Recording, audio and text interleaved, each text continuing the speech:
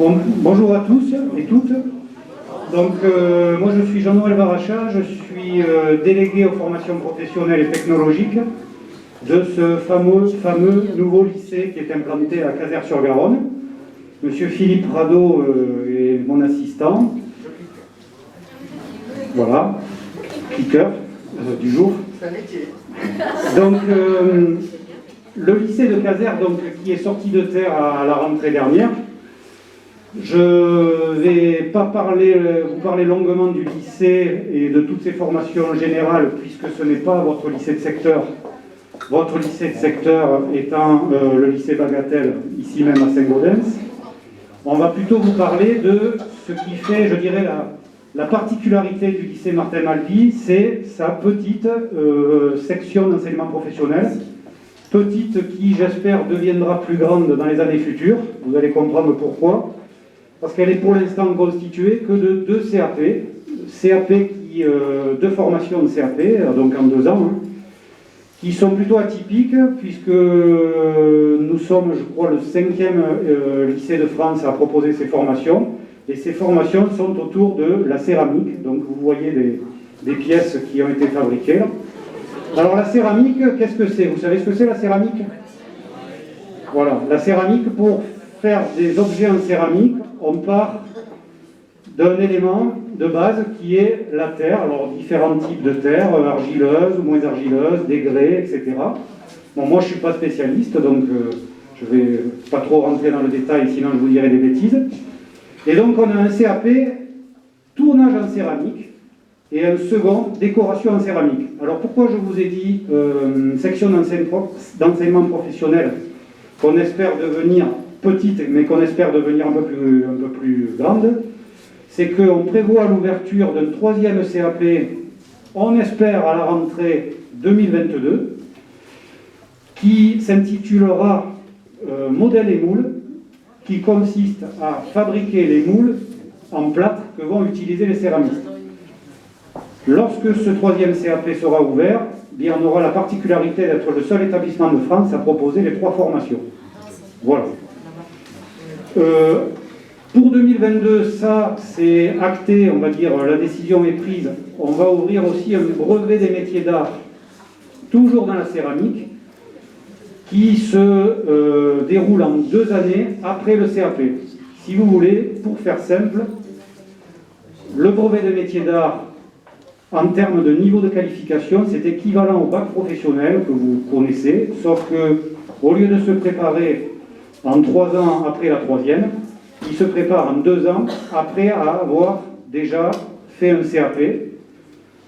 Ça, on va dire que c'est le cursus classique, mais on peut très bien envisager, d'où le côté intéressant d'être lycée polyvalent, on peut envisager le fait que des jeunes scolarisés en seconde générale qui n'ont pas envie de faire un bac général parce qu'ils se rendent compte qu'ils se sont un peu trompés dans leur orientation, que l'enseignement général c'est pas fait pour eux, peuvent éventuellement faire une passerelle pour venir en BMA. Mais bon, ça on verra ça plus tard. Pour l'instant, je vais vous parler plutôt de ces 2 CAP. Alors le premier CAP, tournage.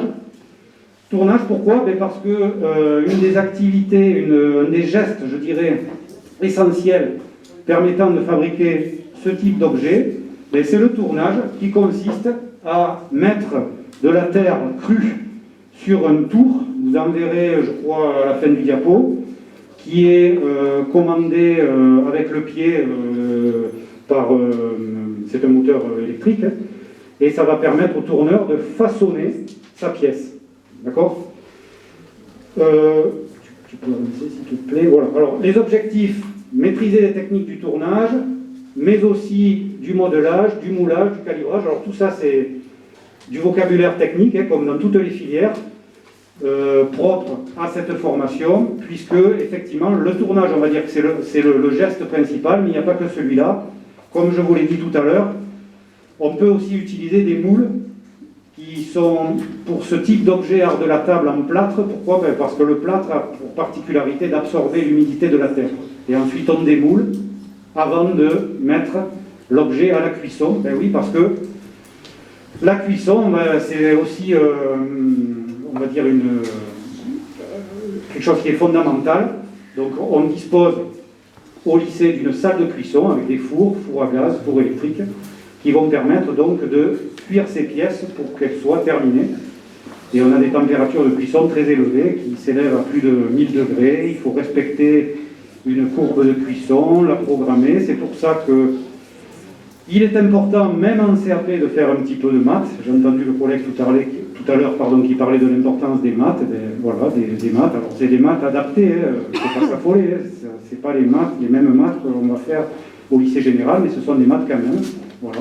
L'enseignement général a bien sûr aussi toute sa place.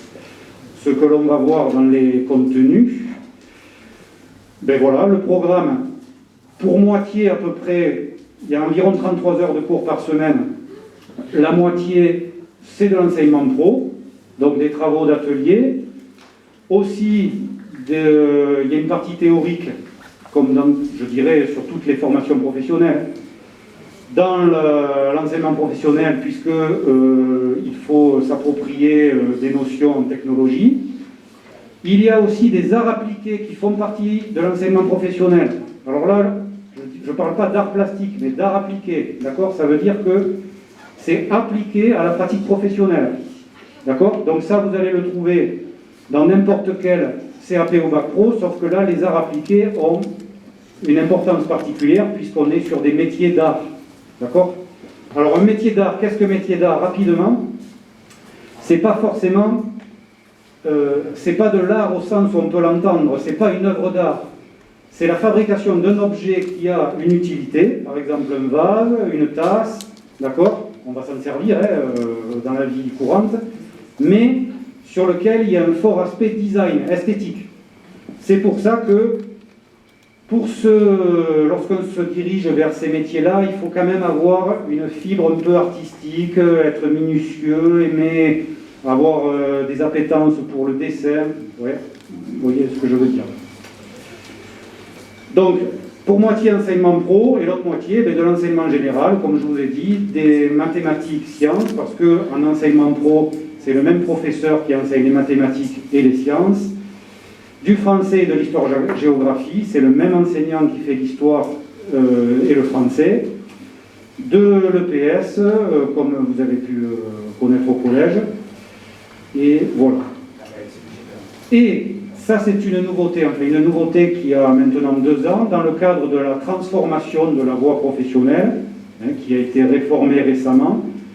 Tout élève qui est scolarisé dans un CAP, quel qu'il soit, ou en bac professionnel, doit, sur la durée de sa formation, amener au bout ce qu'on appelle, je vous accorde que c'est assez, c'est passé, assez peut-être le nom est un peu pompeux, un chef-d'œuvre. Alors un chef-d'œuvre c'est quoi ? C'est tout simplement un projet qui est pluridisciplinaire. Que tout le monde comprend ce que ça signifie pluridisciplinaire. Pluridisciplinaire, ça veut dire que il fait intervenir ce projet, bien sûr, les matières professionnelles, mais aussi les matières générales. D'accord ? Le professeur de français et de maths sciences ou d'art appliqué vont intervenir pour aider l'élève dans le cadre du chef-d'œuvre. D'accord ? Ce chef-d'œuvre, il est évalué à l'examen, est évalué l'implication tout au long de la formation de l'élève, et à la fin il y a un petit oral où l'élève doit restituer ce qu'il a fait. Déboucher dans ces métiers, ça serait vous mentir que de vous dire que c'est le plein emploi, qu'à la sortie les entreprises se battent pour embaucher les céramistes, puisque bon, il est vrai que des entreprises un peu importantes qui fabriquent ce type d'objets, il y en a, mais ça ne court pas les rues. En même temps, il y a peu de gens formés, donc l'offre, je serais tenté de dire, correspond quand même à la demande. Mais je pense que le débouché principal, il est sur le fait que vous pouvez, avec un CAP ou plus, si vous désirez poursuivre les études, vous installer en tant qu'artisan d'art, c'est-à-dire travailler à votre compte. Donc c'est la liberté, c'est pas facile. Et on voit pas mal d'artisans d'art, il y en a pas mal dans la région Occitanie, notamment des céramistes, qui fabriquent des objets, qui les vendent, mais qui aussi ont d'autres compétences pour pouvoir avoir, comme on dit, plusieurs cordes à leur arc. Par exemple, ils vont faire aussi un peu de formation dans des clubs de poterie. Ils vont être un peu à l'aise avec une langue étrangère. J'entendais tout à l'heure quand vous parlez de langues étrangères. C'est important parce qu'un céramiste, par exemple, il a un atelier. Souvent, les ateliers métiers d'art, ils sont situés dans des zones plutôt sympas à visiter, touristiques. Ici, on est au pied des Pyrénées, il y a pas mal de tourisme, et vous avez beaucoup de touristes qui sont intéressés pour acheter ce type d'objet. Voilà. Donc, le céramiste, si il sait un petit peu communiquer, et notamment en anglais par exemple, s'il est capable de faire un peu de formation, ben, il va compléter son activité, je dirais, de vente d'objets. Voilà. Donc, le débouché principal immédiat, il est là. Ensuite, je vous en ai déjà un petit peu parlé, il y a la poursuite d'études, donc vers le BMA, le brevet des métiers d'art dont je vous ai parlé. Et donc le BMA, on va l'ouvrir à Caser en 2022. Et il existe aussi un diplôme post-bac, d'accord, qui s'appelle Diplôme national des métiers d'art et du design, le DNMAD, qui se déroule en 3 années après le bac. Donc quand on sort avec un DNMAD, on a un niveau licence, ok. Et le DNMAD les DNMAD ont différentes colorations. Il en existe un avec une coloration céramique. C'est-à-dire que là, on est formé, on travaille sur du design. Le design, c'est de la conception avec un aspect esthétique des choses très prononcé, avec des travaux de conception assistée par ordinateur, de dessin notamment. Et on a bon espoir sur le fait que, oui, je vais terminer, d'ouvrir le DNMAD à Caser dans un horizon un peu plus lointain, mais ça devrait le faire. Voilà. Rapidement, je vais vous parler du second CAP. Ça va être très rapide parce que il se ressemble beaucoup avec le CAP tournage. La déco sur céramique, ce sont des gens qui se spécialisent plutôt sur l'aspect décoration, c'est-à-dire qu'ils ne vont pas apprendre à façonner les objets. D'accord ? Donc la décoration, il existe des techniques tout à fait ancestrales, c'est-à-dire utiliser le pinceau. On va utiliser des émaux, un émail des émaux, d'accord, c'est-à-dire une préparation à base d'oxyde qui, après cuisson, va faire que vous allez avoir un motif, comme vous le montre mon collègue, qui va être indélébile, c'est-à-dire qu'on ne peut pas enlever. Mais il existe aussi maintenant, j'insiste dessus, parce que forcément je pense que c'est un peu plus attractif pour des jeunes, des techniques beaucoup plus modernes, avec le numérique notamment. On peut faire de l'impression chromo, c'est-à-dire que c'est un peu comme de la décalcomanie, je ne sais pas si ça vous parle, la décalcomanie. Avec une imprimante spécialisée, on va par exemple dessiner avec un logiciel et on va imprimer sur un support un motif ou un texte. Ce support, on va le plaquer sur l'objet, on va mettre tout ça à la cuisson et ça va sortir l'objet avec une inscription dessus, par exemple. D'accord ? À Caser, par exemple, on a prévu l'achat, c'est très onéreux, d'une imprimante permettant de faire ce type de choses. Il existe aussi, je ne sais pas si vous connaissez les imprimantes 3D, voilà, mais il existe maintenant des imprimantes 3D qui permettent d'imprimer directement de la céramique. C'est-à-dire que vous avez une pâte qui sort de l'imprimante et l'objet est fabriqué de manière, on dit, additive. D'accord ? Ça se développe de plus en plus. Le programme, rapidement, du CAP déco, si ce n'est que ce que vont apprendre à l'atelier les élèves, c'est différent. Tout le reste, au niveau enseignement général, au niveau nombre d'heures, c'est la même chose. Donc je ne vais pas le répéter. Il y a aussi le fameux chef-d'œuvre. Les débouchés, je serais tenté de dire, c'est à peu près identique au CAP tournage, si ce n'est que je pense qu'il est préférable de maîtriser les techniques de tournage, parce que ça demande vraiment un geste qui prend du temps à acquérir. Donc un tourneur pourra se former plus facilement à la déco que l'inverse. Voilà. La poursuite d'études, elle est aussi vers le BMA et en post-bac vers le DNMAD. Les épreuves à l'examen, juste un petit mot là-dessus, comme tout CAP, une partie professionnelle avec 2 épreuves, communication esthétique et technologique, qui est à la fois théorique et à la fois pratique, une autre qui est uniquement pratique, mise en œuvre et réalisation, d'accord, le chef-d'œuvre, et la partie générale. Okay. Pour obtenir le CAP, il faut que les résultats dans les 2 domaines, ça c'est valable pour n'importe quel CAP, soient équilibrés. Il ne s'agit pas d'avoir 18 sur 20 sur la partie pro et 2 sur 20 en enseignement général. Voilà.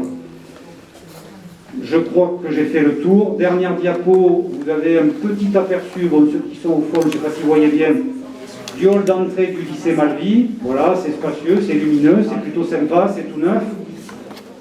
En haut à gauche, vous avez une photo de l'atelier tournage. En bas à droite, une photo de la salle de cuisson sur laquelle on aperçoit 2 fours électriques. Voilà. Juste en guise de... Enfin, c'est pas une conclusion, je voudrais juste ajouter une chose. Ça n'a rien à voir avec la céramique. À partir de septembre, nous ouvrons, alors ça ne vous concerne pas directement, mais peut-être dans un an, la filière STMG à Caser. Alors je sais que je ne dois pas le dire trop fort parce qu'elle est aussi à Bagatelle, mais ils ne sont pas là, Bagatelle, j'en profite. Non, et tout simplement, la filière techno n'est pas sectorisée. Alors bien sûr que si vous êtes intéressé en fin de seconde, il est plus logique, en habitant de Saint-Gaudens, que vous alliez à Bagatelle. Mais si jamais il y avait un problème de place, vous pouvez toujours venir sur Caser. Voilà.